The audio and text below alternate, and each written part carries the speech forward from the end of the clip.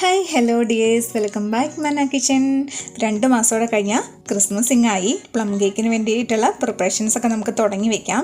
അതിന് വേണ്ടിയിട്ട് ഇന്ന് ഞാൻ വന്നിരിക്കുന്നുണ്ടല്ലോ, ഹോം മെയ്ഡ് ട്രിക്കിളിൻ്റെ റെസിപ്പിയാണ്, അല്ലെങ്കിൽ ഡാർക്ക് ക്യാരമൽ. നമ്മൾ കടയിൽ നിന്നും ക്യാരമൽ കളർ വാങ്ങിക്കുമല്ലോ, പിന്നെ മുതൽ ക്യാരമൽ കളർ കടയിൽ നിന്ന് വാങ്ങിക്കേണ്ട, നമുക്ക് വീട്ടിൽ റെഡിയാക്കി എടുക്കാം. അതിനാണ് ഡാർക്ക് ക്യാരമൽ അല്ലെങ്കിൽ ഹോം മെയ്ഡ് ട്രിക്കിൾ അല്ലെങ്കിൽ ക്യാരമൽ കളർ എന്നൊക്കെ പറയുന്നത്. നമുക്ക് വീട്ടിൽ തന്നെ വളരെ ഈസി ആയിട്ട് തന്നെ റെഡിയാക്കി എടുക്കാവുന്നതേ ഉള്ളൂ.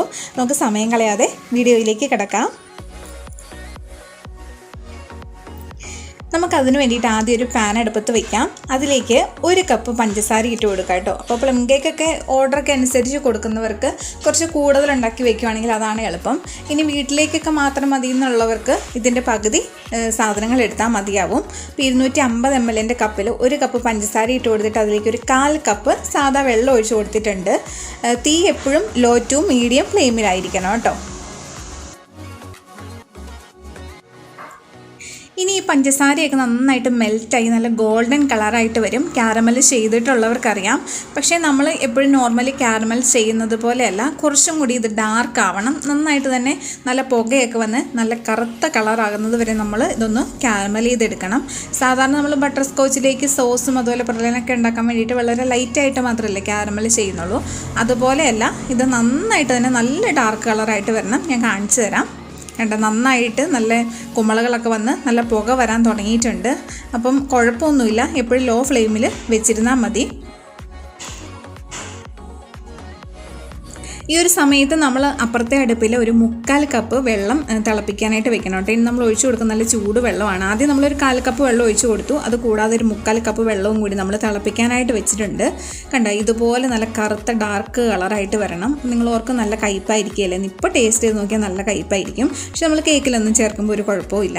അപ്പോൾ ഇത്രയും നല്ല കറുത്ത കളറായി വന്നു കഴിയുമ്പോഴത്തേക്കും നമുക്കൊരു 3/4 കപ്പ് വെള്ളം കുറച്ചായിട്ട് ഒഴിച്ചു കൊടുക്കാം.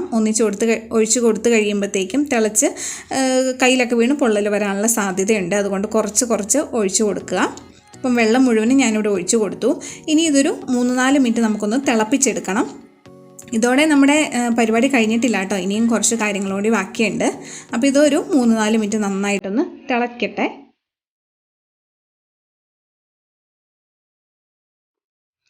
അപ്പോൾ ഇവിടെ ആദ്യത്തെ പഞ്ചസാര നന്നായിട്ട് വെള്ളമൊക്കെ ചേർത്ത് ഒന്ന് 3-4 മിനിറ്റ് തിളപ്പിച്ചെടുത്തിട്ടുണ്ട്. ഇനി നമുക്ക് വീണ്ടും ഒരു 2 കപ്പ് പഞ്ചസാര കൂടി ഇട്ട് കൊടുക്കുകയാണ് കേട്ടോ.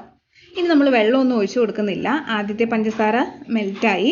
അതിനുശേഷം നമ്മളൊരു 3/4 കപ്പ് വെള്ളം ഒഴിച്ചു കൊടുത്തു. അത് ഒരു 3-4 മിനിറ്റ് തിളച്ച് കഴിയുമ്പോഴേക്കും വീണ്ടും നമ്മൾ 2 കപ്പ് പഞ്ചസാര കൂടി ഇട്ട് കൊടുത്തിട്ടുണ്ട്. ഇനി ആ പഞ്ചസാര കൂടി നന്നായിട്ടൊന്ന് മെൽറ്റായി വരണം.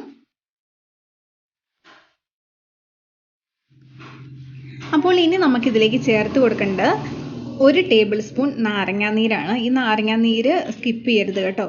ഉറപ്പായിട്ടും ഇത് ചേർത്ത് കൊടുക്കണം. അപ്പോൾ ഇത്രയേ ഉള്ളൂ. ഇനി ഇത് ആ പഞ്ചസാരയൊക്കെ മെൽറ്റായിട്ട് നന്നായിട്ടൊന്ന് തിളച്ച് വരണം.